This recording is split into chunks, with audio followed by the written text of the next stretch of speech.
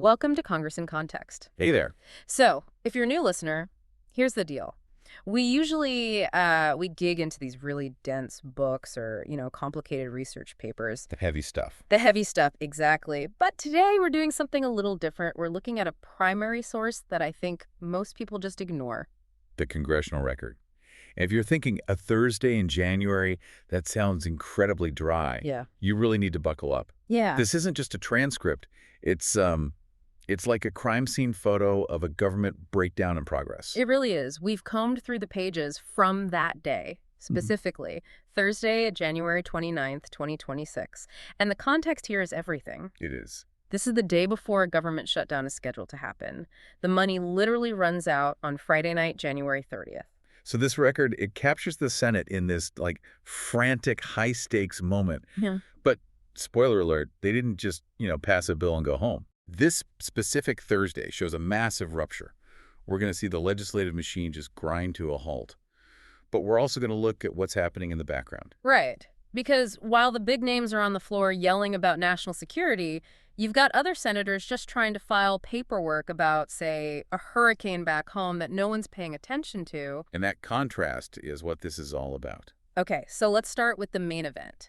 The bill on the table. It's called H.R. 7148, the Consolidated Appropriations Act 2026. Which is Washington speak for a minibus. A minibus, right. What does that mean exactly? It's just a bundle.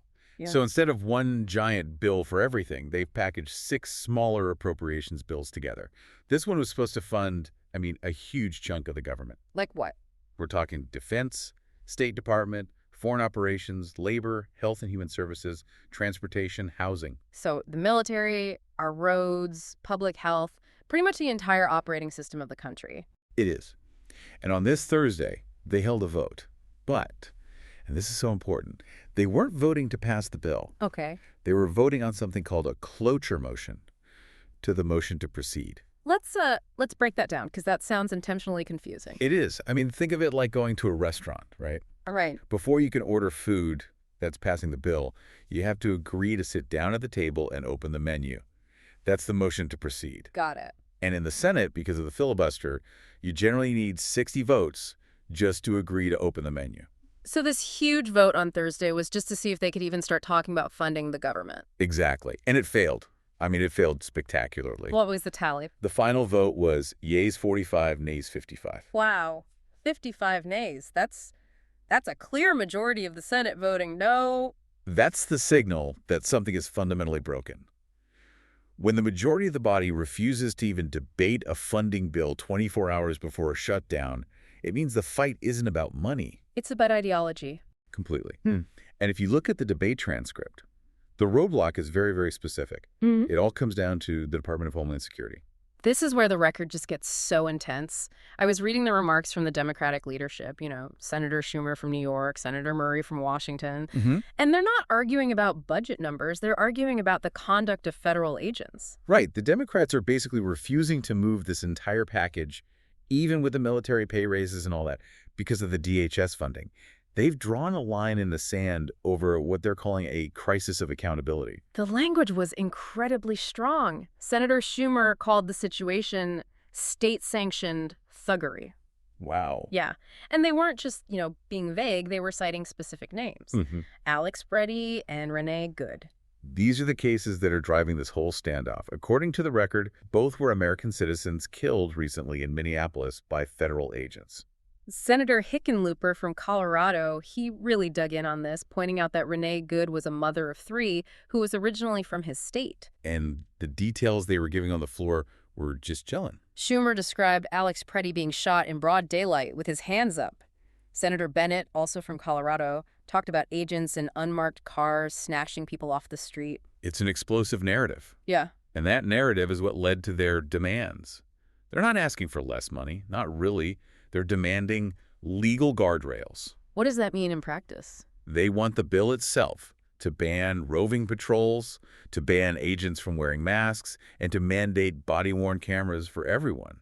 Senator Murray was really clear. She said, "We cannot and will not move the DHS bill without real progress on accountability." So that explains the 55 nays. But let's look at the other side. The Republicans, the yays, they're staring at the clock and seeing a total catastrophe. Precisely. You read the speeches from Senator Thune of South Dakota or Senator Collins from Maine, and they're just trying to pivot back to the consequences of a shutdown. Senator Collins is the top Republican on appropriations, right? Oh, yeah. Yeah, she knows exactly what's in this bill. She pointed out this package has a 3.8% pay raise for our troops. And Senator Barrasso from Wyoming called it the politics of pain. His argument was basically, by blocking this over DHS, Democrats are cutting off paychecks for soldiers and TSA agents. But a classic leverage play. The Republican argument is that the existing laws are good enough. Senator Grassley and Senator Thune, they spent time talking about recent legislative wins, like the working families tax cut. I saw that. Thune went really deep on the tax cut, talking about expanding 529 savings plans for tutoring and something called Trump accounts. Yeah, for children born between 2025 and 2028.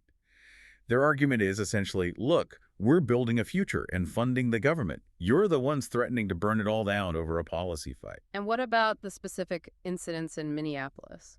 Well, Senator Tillis from North Carolina pushed back hard. He actually praised Tom Homan, the border czar, as he called him, for going to Minneapolis to lower the temperature. So you have two completely different realities being presented on the same floor at the same time. That's the gridlock. One side sees a constitutional crisis with secret police. The other sees a national security crisis with a defunded military. And that's why the vote failed 45 to 55. Okay, so in the middle of all this shouting match, basically there's this phrase that just keeps popping up in the transcript over and over again. Let me guess. Mr. President, I suggest the absence of a quorum. Yes, exactly that. What is going on there? It sounds like they're just constantly taking attendance. It sounds like it, and it's designed to. But that's not what it is. In reality, the quorum call is. It's the Senate's secret pause button. A pause button. A tactical timeout, yeah. As soon as a quorum call starts, the official clock on the floor stops. The clerk starts reading names really, really slowly. And that does what? It gives senators time to huddle in the back and negotiate. Or it gives a senator who's stuck in traffic time to get to the floor to give their speech. When you see that in the record, it means the public performance has stopped and the real work, or sometimes just the waiting, has started. It's just a reminder that so much of this is pure theater. But I want to pivot now to the parts of the record that are definitely not theater. The extensions of remarks. Exactly. Because while the leadership is fighting this huge national war, individual senators are filing these statements about disasters back home. And this is where the disconnect just becomes heartbreaking. This is what we call the local connection. It's so easy to forget that these people represent actual places with actual problems. Let's start with North Carolina. Senator Tillis, who we just heard defending the DHS bill, he also gave a speech that was just scathing toward FEMA. This was about Hurricane Helene. And the key context here, Helene hit more than 16 months before this speech. A year and a half ago. A year and a half. He's not asking for aid for a new storm. He's furious because the recovery has completely stalled. He mentioned Yancey County. Said they were facing $50 million in debris removal costs, but had only gotten $5.7 million from FEMA. That's a death blow for a county budget. And he used this really amazing visual. He talked about Lake Lure. The Dirty Dancing Lake. Yeah, the very same. The light in the water. Yep. He pointed out that the marina and the docks, famous from that movie, are still in disrepair all this time later. They need $1.8 million to fix it. Which is nothing in the federal budget.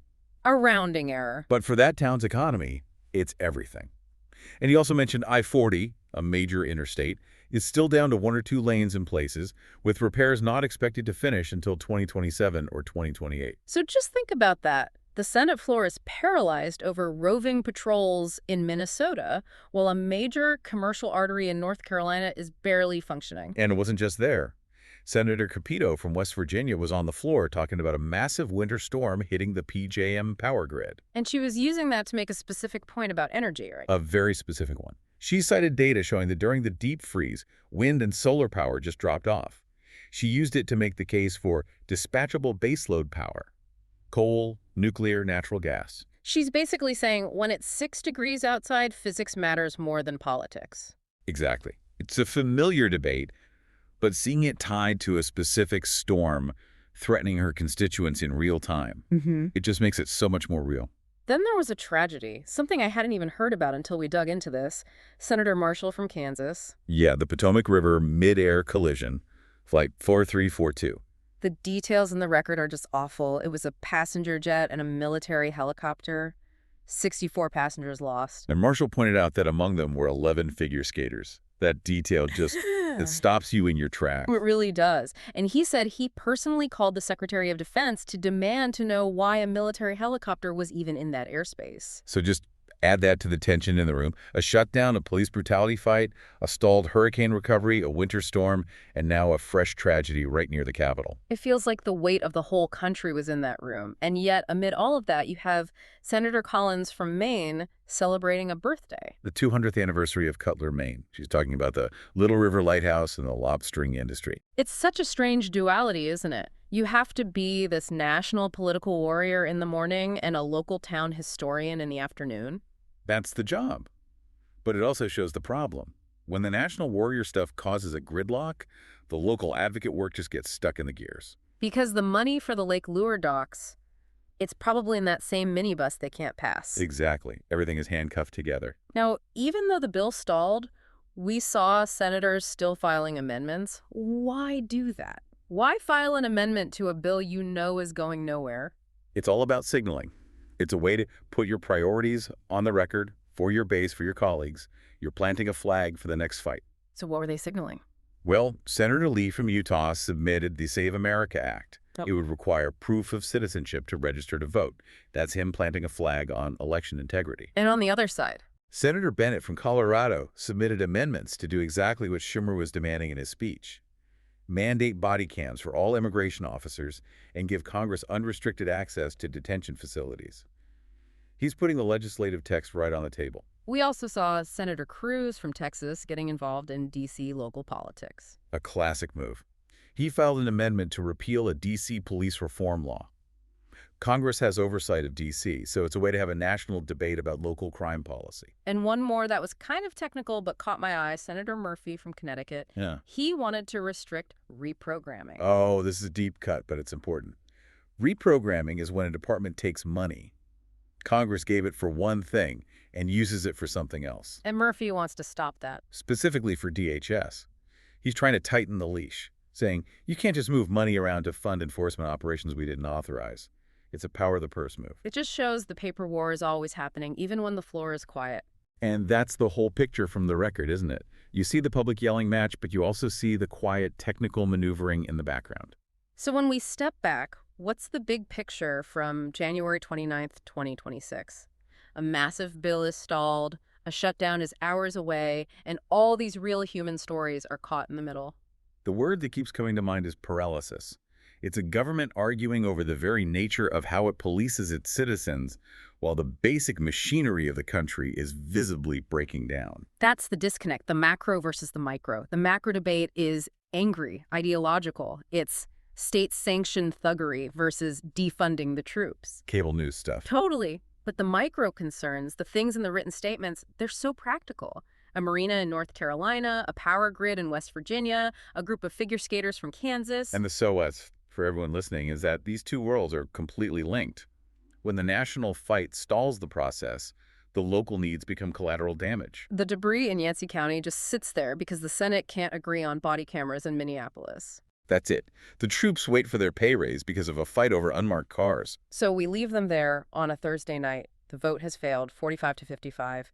The shutdown is looming. It's a snapshot of a government in crisis. It's a government arguing over how to treat its people while failing to fund the very things those people rely on. And if you want to see if your own senator spoke that day, maybe they mentioned something about your town, you can look it all up. The congressional record for January 29th, 2026 at congress.gov. It's all right there. It's your government in black and white. Thanks for joining us for this deep dive into the gears of Washington. It is messy, it's often frustrating, but it's so important to watch. We'll see you next time.